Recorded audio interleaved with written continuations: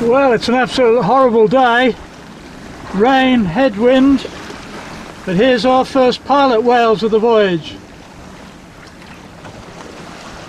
And for a while they had me totally stunned. I was below and I suddenly started hearing all this whistling and strange sounds. I thought, what the hell's that? And then something almost sounded like a police siren. And I was totally bemused. So I looked astern and here's my old friends, the pilot whales, back again.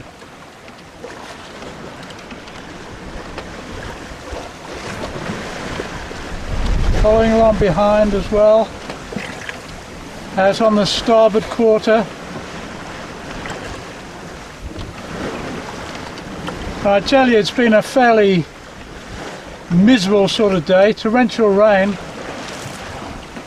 but it's the moments like this that make it all worthwhile. Now it's turned into a wonderful day, just like that.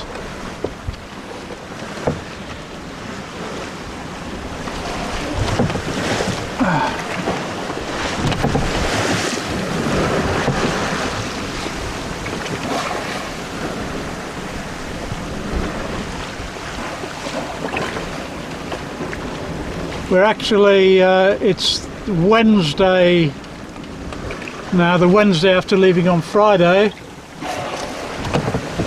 Well, I'll be taking my noon position soon, but we are well past 62 north, probably approaching 63 north. But we've actually been beating into a headwind for the last 24 hours, but the wind has been backing quite nicely over the last 6 hours or so, and we're almost laying our course to Bear Island, which is the first waypoint, if you like, on this voyage.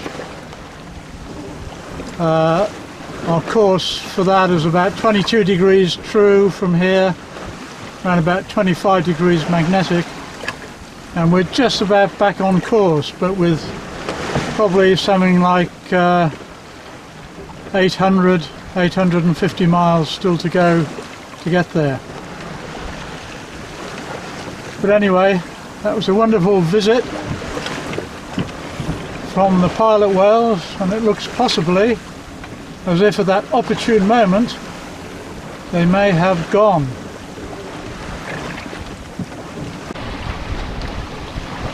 Well, we've got some killer whales here, but I don't know whether I'm going to be able to film them. Ah, there's one right behind, following us. I was suddenly alerted to masses of fulmars. Oh! There was two more behind, further on, further out. I've seen 4 fins so far, and they all look like females or juveniles, no males so far.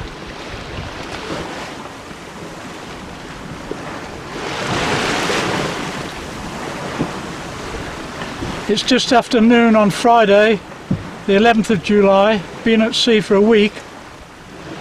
We're in 64 degrees 11 minutes north, so covered something over 400 miles. And it suddenly looks to me as if the killer whales have moved off.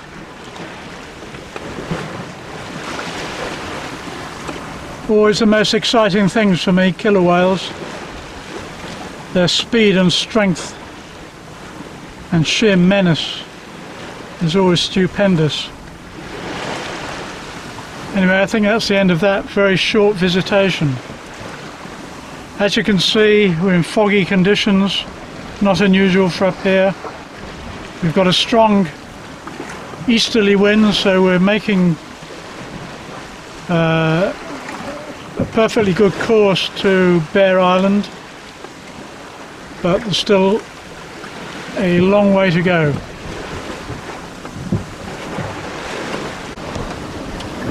Well, it's the morning of Sunday the 13th of July, around about 7:15.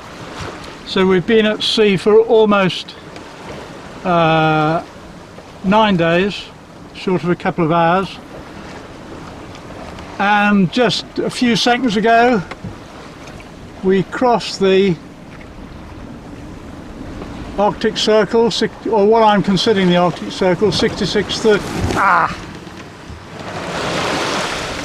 So this is not the best conditions for filming in, because apart from thick fog we also have a lumpy beam sea.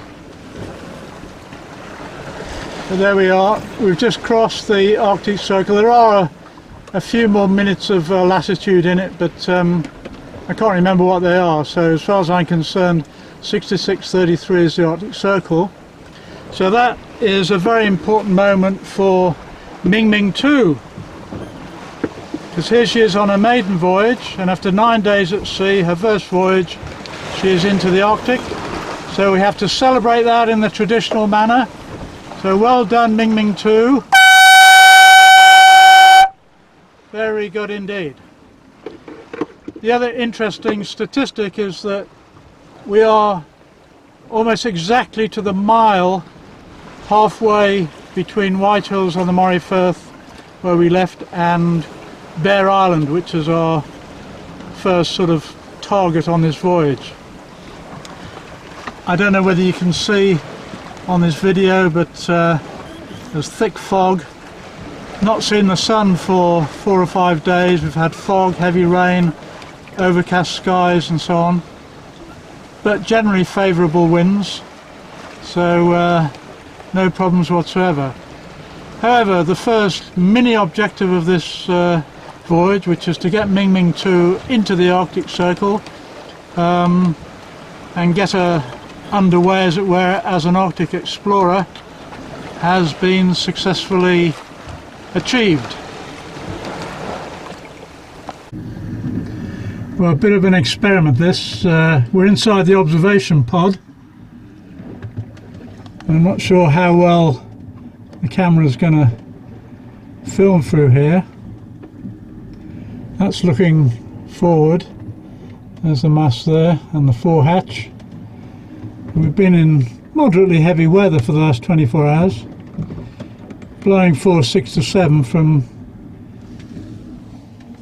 more or less out of the east-northeast. I think this might be one of the problems with the camera. It's going to tend to focus on the droplets on the window rather than the sea behind it. But we're just moseying along under one panel and a bit. If I come out right, the back end, right, now we're looking straight out. Yeah, just fore-reaching really. I don't like taking on heavy weather aggressively unless I really have to. It's can be punishing on the boat, punishing on the skipper. But even just moseying along like this under reduced sail, we've actually made 60 miles over the last 24 hours, so we've made 1 degree of latitude in a fairly relaxed mode. Although this afternoon we were taking some very big hits. It's eased off a little bit now. I just have to wait until a nice wave just breaks over the observation pod and cleans these windows. But it is absolutely fantastic being able to be inside the boat and have this all-round vision whenever I need it. I think it actually makes for better seamanship because I can really assess the conditions, the sea state and so on, the whole time, and therefore a lot more effectively. So just looking down, there's my feet all the way down there in their socks as usual. I've actually started to put on the first layer of Arctic gear, put on thermals and looser tracksuit tops yesterday because we crossed the Arctic Circle. And just looking forward, and we are now approaching 68 degrees north. I think our noon position will make us about 67.50, something like that. This wind that's blowing, which actually might be easing off a bit now, and there's some sun, and the first bit of bright weather we've had for a long time. We're about 150 miles due west of the Lofoten Islands, and it's a very chilly wind which is blowing off there at the moment. Anyway, I don't think it was much of a success trying to film through those windows here.